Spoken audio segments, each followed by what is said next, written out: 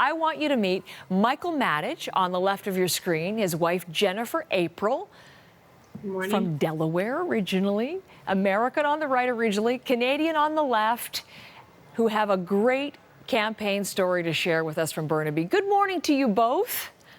Morning. Good morning. And listen, thank you specifically for getting up so early. We have some visuals. We sent some cameras to the outside of your home from you're talking to us in the inside. This is what your house looks like. Let's look at some images here. It's kind of like Campaign US. What have you set up here, Matt, Michael? Well, we were down in Rehoboth Bay, Jennifer's hometown, and we were sitting around and talking to friends, and we noticed signs around on the lawn signs, and we thought, hey, it might be just kind of fun to take it back home and put them on our lawn, because we have signs here flags around all year, and just see what the neighborhood had to say. But it's kind of grown a little bit from that. Well, I guess so. Okay, so in front of the house, we can see some of it's Clinton Kane and some of it's Trump Pence, half and half. Trump on the right side of the house, Clinton on the left. And then you went beyond that because you've actually set up this informal polling station. Jennifer, let's take a look. We have some pictures of this in close up. So how does this work? You invite the neighbors to come and cast a ballot? Yes, absolutely. We drew a board with a ballot so that you could place a check mark. We put pens out there so that people can actually cast a ballot. And a lot of people walk by our home and have just stopped and taken photos, and then they cast their ballot. And we've seen people laying on our front lawn taking photos. Are you serious? And people coming by at all times of the day and night to cast a ballot? Oh, yes, yes. We are surprised at 10 o'clock at night. It's dark here, and there are people that are still parked out front and taking photographs. Isn't that hilarious? Have you talked to them? I mean, where are they coming from? Just the neighborhood or farther beyond? They're coming from farther beyond. Yeah, well, I had a fellow last Sunday knocked on the door and said, hi, I came from Vancouver just to vote at your polling station. And I'm a big Trump fan, and I have to put my ballot in. And he pulls his pin out and told us he's even got $30 Trump socks that are all hairy.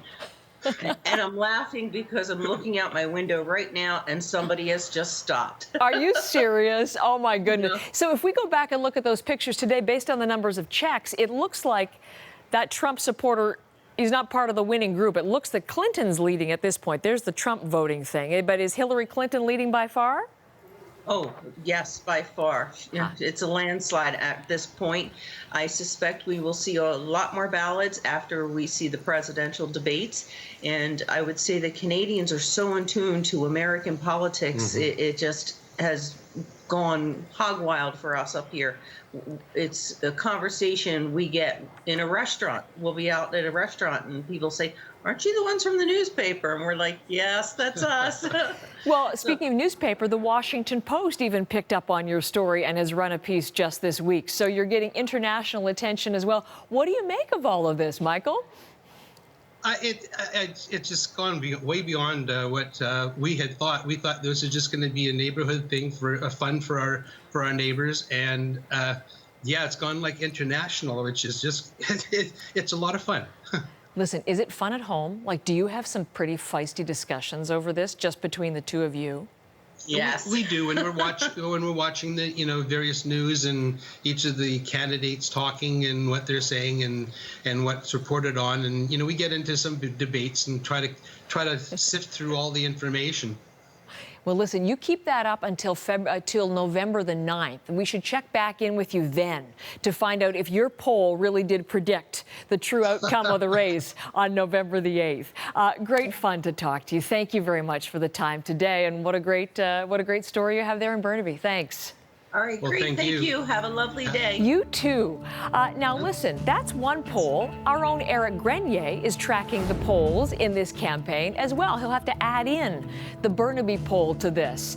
All of the Americans he's looking at and all of the numbers in the race for the White House, you can find them on our presidential poll tracker online for you anytime to save you a trip to Burnaby, CBCNews.ca/US poll tracker.